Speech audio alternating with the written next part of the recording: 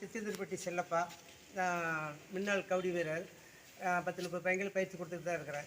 என்னுடைய மனசில் என்னென்னா, ஒரு பச்சை மரத்தில் 10 பேர் நிற்கலாம், ஒரு பட்டை மரத்தில் யாரும் நிற்க முடியாது.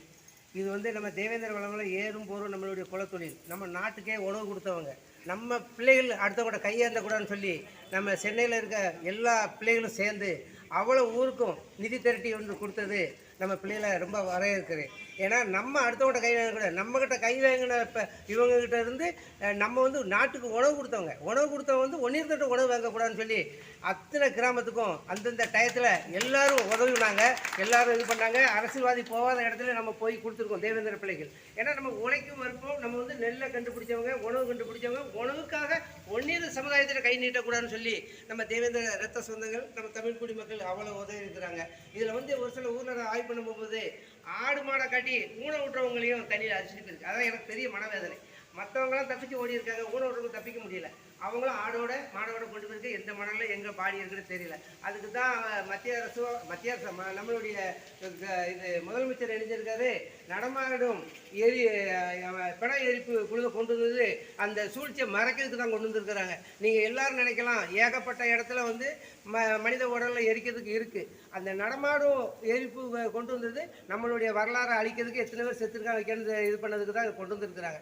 நான் வந்து எனக்கு எப்படி கிடைச்சதுன்னா, எல்லா ஊர் மக்களும் எல்லா சமுதாய மக்களும் என்னோட பயிற்சியில் இருக்கிறாங்க. அந்தந்த ஊரில் என்னென்ன நடந்தாலும் சரி எனக்கு போட்டு விட்ருவாங்க. அதனால தான் நான் இவ்வளோ தெளிவாக சொல்ல வேண்டியிருக்கு.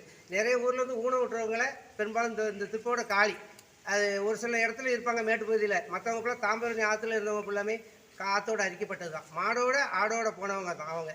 இதனால் நம்ம மக்கள் அடுத்தவங்கள்ட்ட உணவுக்கு போகக்கூடாதுன்னு சொல்லி நம்மளுடைய மக்கள் நம்ம ஏறும்போது நம்ம குலத்தொழில் மக்கள் நீங்கள் செஞ்சது மிகப்பெரிய வெற்றி.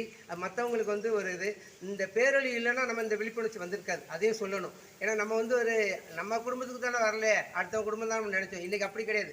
எல்லாரும் தமிழில் இருக்கவங்கள ஃபுல்லாக பார்க்கணும் வைக்கணும்னு சொல்லி இந்த இந்திரன் நமக்கு இந்த மலையை கொடுத்து இது பண்ணியிருக்கிறாங்க. இதை வந்து மூல காரணம் வந்து இந்த நீர்க்கருவை தான். காங்கிரஸ் பீரியடில் வந்து அது வந்து நேர்கருவை தான். அவர் நேருக்காக விதைக்கப்பட்டது. சதி பண்ணி ராமநாட்டில் விதைச்சாங்க, நம்ம நஞ்சையை ஒழிக்கணும்னு சொல்லி. இன்றைக்கி வந்து தமிழ்நாடு முழுக்கும் நம்ம விவசாயத்தை அழிக்கிறது நீர்க்கருவை.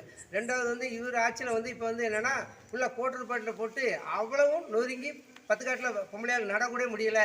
டிராக்டர் நொறுக்கப்படுது. இவனு போதசாமிகள் ஃபுல்லாமே இந்த கரையில் வரப்பு தரிச்சிட்டு அவனை அடிச்சுட்டு உள்ளே போட்டுருந்தாங்க. டிராக்டர் வச்சு அடிக்கும்போது அவ்வளோ நொறுங்கிடுது. நான் ஃபுல் விவசாயத்தில் இருக்கிறதுனால அது ஃபுல்லாமே தெரியும். அது வந்து நம்ம வந்து மற்றவங்கள மறைச்சி பேசலை, நம்ம உண்மையை தான் பேசுகிறேன். இது ஒரு பதிவு போட்டு நான் ஒரு யூடியூப்பில் பண்ணினேன். உதயநிதி பிஏ வந்து என்கிட்ட பேசினாப்ப, நீங்கள் வந்து சோப்பு கம்பெனியில் போட்டுக்காங்க, அதை அந்த இதை எடுத்து விடுங்கன்னாங்க. நிச்சயமாக எடுக்க மாட்டேன். நான் தேவேந்திரன் ஒன்று போட்டது நான் நேர்மையாக இருக்குது, வேணால் வாங்க கோட்டை சந்திக்கும்னு சொல்லியிருந்தேன். அப்படி சொல்லி தான் முடித்து அந்த இதை பண்ணேன். இன்றைக்கும் அதை நீங்கள் யூடியூப்பில் தேடி பார்க்கலாம். விவசாயத்தை பற்றி பாட்டாளி மக்கள் கட்சி சார்பாக நான் போட்டிருந்தேன் அது. அதனால் நான் இதை முடிக்கிறேன். நம்ம மக்களுக்கு நீங்கள் உணவு கொண்டு கொடுத்தது, அடுத்தோட உணவு வாங்கக்கூடாதுன்னு சொல்லி நீங்கள் செஞ்சது மிகப்பெரிய வெற்றி. மற்ற சமுதாயத்துக்கு ஒரு பெரிய ஒரு பேரழிவு நடந்திருக்கு. வணக்கம்.